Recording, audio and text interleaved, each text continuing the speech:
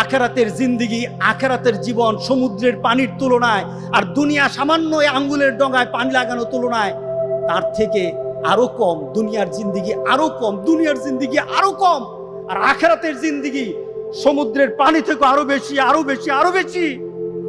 আল্লাহু আকবার, আল্লাহু আকবার।